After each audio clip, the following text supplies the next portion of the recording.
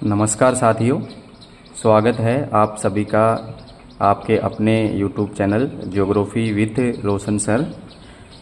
साथियों, जो कि हमने श्रृंखला शुरू की है भूगोल से संबंधित, उसमें आज हम जिस बिंदु की बात करेंगे, अब से पहले जो 2 क्लासें हमने दी हैं वो क्लासें आप ज़रूर देखें। उनके अंदर हमने अक्षांश और देशांतर रेखाओं से संबंधित जो बातें हैं वो की हैं। आज के वीडियो में हम मुख्य रूप से बात करेंगे अक्षांश समांतर तथा देशांतर याम्योत्तरों में क्या अंतर होता है, यानी कि दोनों के अंदर अक्षांश और देशांतरों के अंदर तुलना हम इस वीडियो के अंदर करने वाले हैं। तो आइए शुरू करते हैं, वीडियो को देखिए। अक्षांश समांतर, पहले बात करते हैं हम किसकी, अक्षांश समांतर की। अक्षांश समांतर क्या होते हैं भाई, देखो। अक्षांश विषुवत वृत्त या भूमध्य रेखा के उत्तर या दक्षिण में स्थित किसी बिंदु की कोणीय दूरी होते हैं जिसे डिग्री के अंदर मापा जाता है। देखो समझिए क्या है विषुवत वृत्त, या फिर विषुवत वृत्त को दूसरे किस नाम से जानते हैं हम, भूमध्य रेखा के नाम से भी इसको हम जानते हैं। उसके उत्तर या दक्षिण में स्थित किसी बिंदु की कोणीय दूरी होती है जिसे क्या कहा जाता है, जिसे डिग्री के अंदर मापा जाता है। जैसे हमने पहले भी वीडियो में बात की थी कि अक्षांश क्या होता है। जैसे मान लो ये हमारा एक वृत्त है और हम इसमें देखते हैं ये क्या है, हमने इसके बीच में से अगर इसको 2 भागों में बांट देती है पृथ्वी को, तो ये वाली जो रेखा होती है इसको हम विषुवत रेखा या भूमध्य रेखा या 0 डिग्री अक्षांश रेखा भी इसको कहा जाता है। तो इसके उत्तर और दक्षिण में स्थित कोणीय दूरी है, उस कोणीय दूरी को हम किस नाम से जानते हैं, अक्षांश के नाम से उसको हम जानते हैं। फिर देशांतरी रेखा क्या होती है, देखो। देशांतर पृथ्वी के केंद्र से विषुवत वृत्त के साथ बनी वह कोणीय दूरी है जिसे डिग्री में मापा जाता है। क्या है देशांतर, क्या होता है अभी, पृथ्वी के केंद्र से विषुवत वृत्त के साथ बनी वह कोणीय दूरी है जिसे डिग्री में मापा जाता है। किसे मापा जाता है, डिग्री के अंदर मापा जाता है। क्या होता है, देखो। देशांतर पृथ्वी के केंद्र से विषुवत वृत्त के साथ, यानी कि ये हमने क्या बना दिया, विषुवत वृत्त बना दिया। तो पृथ्वी के केंद्र से इस विषुवत वृत्त पर जो कोण बनाए जाते हैं, 1 डिग्री 2 डिग्री 3 डिग्री, ये जो कोण होते हैं, ये जो कोणीय दूरी होती है पृथ्वी के केंद्र से विषुवत वृत्त के साथ बनी वह कोणीय दूरी है जिसे डिग्री के मापा जाता है। इसे ग्रीनविच रेखा के पूर्व या पश्चिम 0 डिग्री से 180 डिग्री तक मापा जाता है। जैसा कि हमने पहले भी बात की थी कि इसकी जो माप होती है वो कहाँ से की जाती है भाई, ग्रीनविच रेखा से की जाती है। जो लंदन की ग्रीनविच ऑब्जर्वरी जो है उस वहाँ से इस रेखा का निर्धारण किया गया है, जिसको प्रधान याम्योत्तर रेखा भी कहते हैं, या उसका दूसरा नाम ग्रीनविच रेखा भी है। तो वहाँ से इसका निर्धारण किया जाता है, पूर्व या पश्चिम में 0 डिग्री से 180 डिग्री तक इसको मापा जाता है। जैसे मान लो ये जो विषुवत रेखा है इसके ऊपर जो कोणीय दूरी है वो माप रहे हैं हम पृथ्वी के केंद्र से। तो ये वाली जो रेखा जो मैंने बनाई है, ये वाली जो लाइन है, ये आपकी ग्रीनविच रेखा है। इस ग्रीनविच रेखा से पूर्व या फिर पश्चिम में पृथ्वी के केंद्र से जो कोणीय दूरी बनाई जाती है विषुवत रेखा पर, वो कोणीय दूरी क्या कहलाती है भाई, देशांतर कहलाते हैं। जैसे ये मैंने जो बनाए हैं, ये जो कोणीय दूरी जो बन रही है विषुवत वृत्त के ऊपर, ये जो कोणीय दूरी है, कोणीय जो दूरी होती है, इसको हम क्या कहते हैं, देशांतर रेखाएं कहते हैं। तो ये क्या कहलाती हैं, देशांतर रेखाएं कहलाती हैं। देखो, देशांतर पृथ्वी के केंद्र से विषुवत वृत्त के साथ बनी वह कोणीय दूरी है जिसे डिग्री में मापा जाता है। इसे ग्रीनविच रेखा से, ये ग्रीनविच रेखा से पूर्व या पश्चिम में 0 डिग्री से 180 डिग्री तक मापा जाता है। फिर दूसरी विशेषता को देखते हैं। दूसरी विशेषता क्या है भाई, देखो। सभी अक्षांश विषुवत वृत्त के समांतर होते हैं।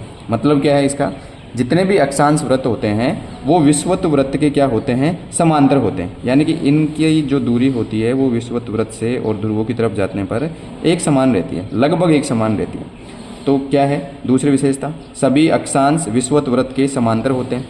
जबकि देशांतर जो होते हैं, देशांतरों के सभी जो याम्योत्तर हैं ये क्या करते हैं भाई, ये ध्रुवों पर जाकर के क्या करते हैं, मिल जाते हैं। सभी जो देशांतर होते हैं वो ध्रुवों पर मिल जाते हैं। जैसे यहाँ ये प्रधान याम्योत्तर खींच दिया ग्रीनविच रेखा, और सारे के सारे जो याम्योत्तर हैं या देशांतर रेखाएं हैं वो सभी देशांतर क्या भूमध्य ध्रुवों के पास में जाकर के क्या हो जाते हैं, मिल जाते हैं। ये सारे के सारे जो देशांतर हैं वो ध्रुवों पर जाकर के मिलते हैं। फिर बात करें हम इसकी तीसरी जो विशेषता है, अगली जो विशेषता वो देखते हैं दोनों में क्या अंतर है। दो अक्षांशों के बीच की दूरी लगभग 111 किलोमीटर होती है। कितनी होती है भाई? दो अक्षांशों के जो बीच की दूरी होती है वो लगभग कितनी होती है? 111 किलोमीटर होती है, जो विषुवत रेखा से ध्रुवों के बीच लगभग एक समान रहती है, लगभग एक समान रहती है। लेकिन क्योंकि हमारी जो पृथ्वी है, हमारी पृथ्वी का जो आकार है वो बिल्कुल गोल नहीं है, और बिल्कुल गोल नहीं होने की वजह से, क्योंकि उत्तरी ध्रुव और दक्षिणी ध्रुव के पास में हम देखते हैं तो नीचे दबी हुई है हमारी जो पृथ्वी है, वो भूमध्य रेखा से उभरी हुई है और उत्तरी ध्रुव और दक्षिणी ध्रुव से दबी हुई है, जिसकी वजह से देशांतरों अक्षांशों के बीच की जो दूरी है उसके अंदर थोड़ा बहुत परिवर्तन आ जाता है। वो जो थोड़ा बहुत परिवर्तन है वो क्या है भाई? ध्यान रखना उस बात का कि विषुवत रेखा पर जो विषुवत रेखा के पास में जो इनके बीच की जो दूरी होती है वो 110.6 किलोमीटर होती है। कितनी होती है? विषुवत वृत्त पर बीच की जो दूरी है वो 110.6 किलोमीटर होती है। जबकि ध्रुवों की तरफ हम जाते हैं तो ध्रुवों की तरफ जाने पर इनके बीच की जो दूरी है वो बढ़ जाती है थोड़ी सी, और इनके बीच की दूरी बढ़ करके ध्रुवों के पास में कितनी हो जाती है भाई? 111.7 किलोमीटर होती है। कितनी हो जाती है? 111.7 किलोमीटर इनके बीच की दूरी होती है। लगभग तो कितनी होती है? 111 किलोमीटर, लेकिन हमारी जो पृथ्वी है वो भूमध्य रेखा पर उभरी हुई है और ध्रुवों के पास में ये नीचे दबी हुई है, जिसकी वजह से भूमध्य रेखा से और ध्रुवों के बीच में थोड़ा बहुत इसके अंदर अंतर आता है। और वो अंतर क्या है? विषुवत वृत्त पर बीच की दूरी 110.6 किलोमीटर होती है और ध्रुवों पर यह 111.7 किलोमीटर होती है। इस बात का ध्यान रखना है।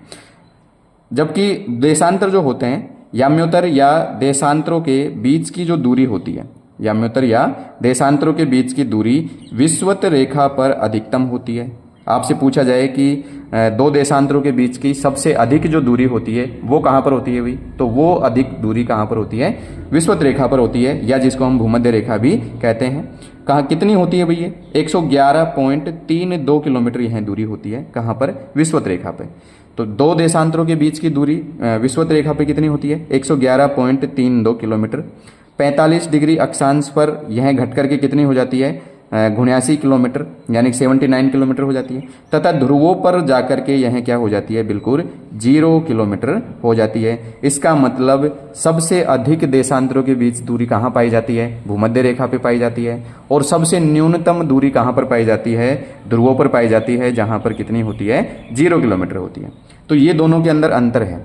जैसे जैसे हम अक्षांशों की बात करते हैं तो अक्षांशों में भूमध्य रेखा से ध्रुवों की तरफ जाते हैं तो दोनों के बीच की जो दूरी है, दो अक्षांशों के बीच की जो दूरी है वो लगभग समान रहती है।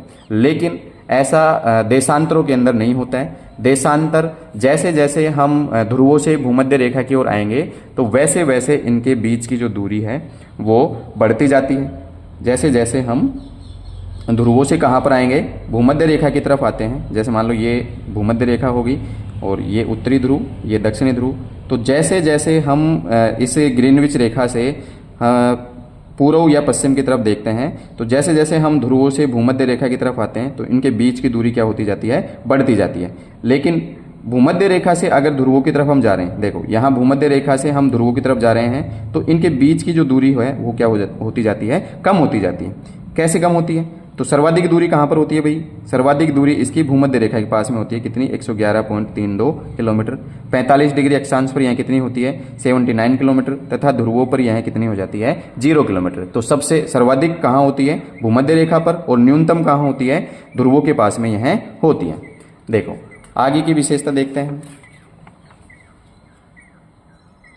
0 डिग्री अक्षांश को हम किस नाम से जानते हैं भाई? 0 डिग्री अक्षांश को विषुवत वृत्त के नाम से जाना जाता है।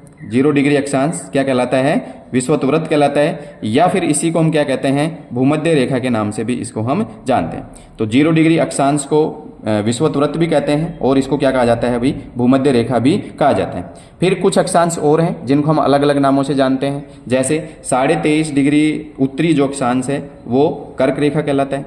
23.5 डिग्री दक्षिणी जो अक्षांश है वो मकर रेखा कहलाता है। 23.5 डिग्री दक्षिणी अक्षांश मकर रेखा कहलाता है।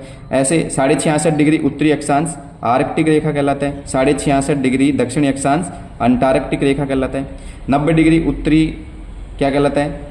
उत्तरी ध्रुव कहलाता है, और 90 डिग्री दक्षिण क्या कहलाता है, दक्षिणी ध्रुव के नाम से जाना जाता है। देखो ये जो लाइन मैंने इसमें खींची है, ये जो इसको दो बराबर भागों में बांटती है, इसको हम किस नाम से जानते हैं, भूमध्य रेखा, विषुवत रेखा या 0 डिग्री अक्षांश रेखा के नाम से जानते हैं। फिर हम बात करें कि 23.5 डिग्री उत्तर की तरफ जो लाइन खींची गई है, उस लाइन को हम किस नाम से जानते हैं भाई, कर्क रेखा के नाम से जानते हैं। ये कौन सी रेखा है, कर्क रेखा है। फिर 23.5 डिग्री दक्षिण की अगर हम बात करें तो कौन सी रेखा है, ये मकर रेखा कहलाती है, ये मकर रेखा है। फिर बात करें हम 66.5 डिग्री उत्तरी अक्षांश की बात करें तो वो क्या कहलाती है, वो आर्कटिक रेखा कहलाती है।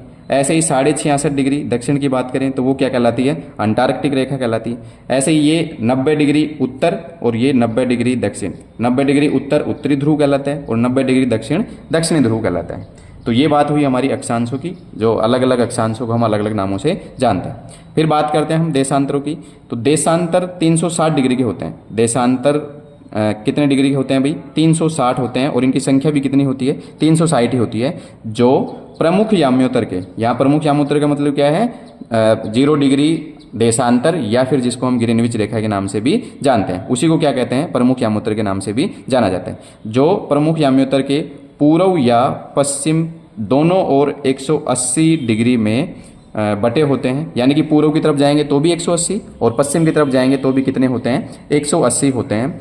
एक जो इन्फॉर्मेशन जो है इसके अंदर नोट डाल के लिखना, दो देशांतरों के मध्य के भाग को क्या कहा जाता है भाई, गौर कहा जाता है। दो देशांतरों के मध्य जो भाग होता है उसको किस नाम से जानते हैं हम, गौर के नाम से जानते हैं।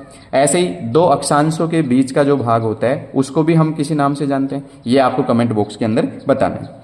फिर नेक्स्ट जो इनके अंदर अंतर है वो देखते हैं, क्या है, विषुवत रेखा से ध्रुव की ओर अक्षांशों का उपयोग ताप मंडलों के निर्धारण में होता है। विषुवत रेखा से जैसे जैसे हम ध्रुवों की ओर जाते हैं तो अक्षांशों का जो उपयोग है, अक्षांशों का उपयोग किस में किया जाता है भाई, ताप मंडलों के निर्धारण के अंदर किया जाता है। और हमारे जो पृथ्वी है उस पृथ्वी को कितने ताप मंडलों में बांट रखा है, 3 ताप मंडलों के अंदर हमने उसको बांट रखा है। तो हमारी पृथ्वी के ऊपर कितने तापमंडल बताए गए हैं, 3 तापमंडल बताए गए हैं। कौन कौन से तापमंडल है भाई, जैसे 0 डिग्री से 23.5 डिग्री तक उत्तरी और दक्षिणी दोनों तरफ की बात कर रहे हैं हम। 0 डिग्री से 23.5 डिग्री तक उत्तर या दक्षिण क्या कहलाता है भाई, उष्ण कटिबंध कहलाता है। किस नाम से जानते हैं हम उसको, उष्ण कटिबंध। यानी कि 0 डिग्री से 23.5 डिग्री उत्तर और 0 डिग्री से 23.5 डिग्री दक्षिण, इनके बीच का जो भाग होता है वो किस नाम से जाना जाता है भाई, उष्ण कटिबंध के नाम से वह जाना जाता है।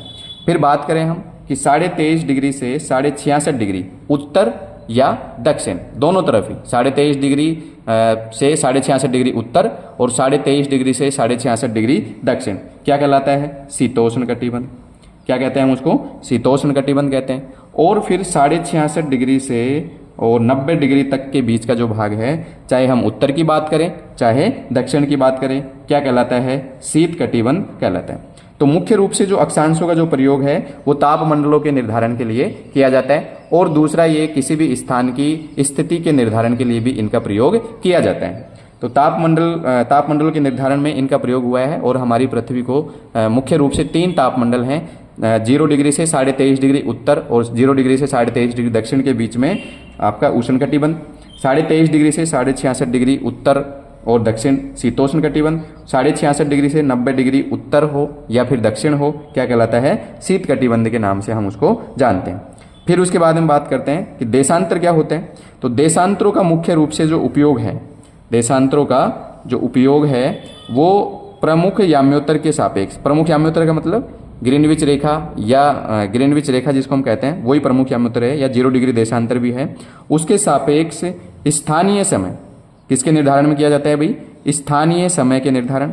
इस स्थानीय समय को हम दूसरे किस नाम से जानते हैं, इसको सूर्य समय के नाम से भी जानते हैं, या फिर इसको किस नाम से जानते हैं हम, इसको हम लोकल टाइम के नाम से भी जानते हैं। तो इसी को 3 नामों से जानते हैं, स्थानीय समय कह दो या सूर्य समय कह दो या फिर इसको लोकल टाइम के नाम से हम जानते हैं। उसके निर्धारण करने में इसका प्रयोग किया जाता है कि जैसे जो प्रमुख याम्योत्तर है उससे चाहे पूर्व जाएं हम या पश्चिम जाएं तो वहाँ पर जो स्थानीय समय है या सूर्य की स्थिति के आधार पर जो समय है उसका निर्धारण देशांतरों के आधार पर किया जाता है। तो ये थे दोस्तों साथियों मुख्य जो अंतर है, या फिर हम ये कहें कि अक्षांश और देशांतरों के बीच में किस प्रकार से हम तुलना कर सकते हैं। आई होप कि आपको ये बातें समझ में आई होंगी। अगर आपको ये बातें समझ में आई हैं तो आप हमारे चैनल को सब्सक्राइब कर सकते हैं। ऐसे ही वीडियो और पाने के लिए लाइक कर सकते हैं, सब्सक्राइब कीजिए और बेल आइकन जो है उसको दबाइए, ताकि जो आगे आने वाले जो वीडियो हैं वो भी आपके दिखाए जा सके, वो आपको दिखे वो भी। Thank you.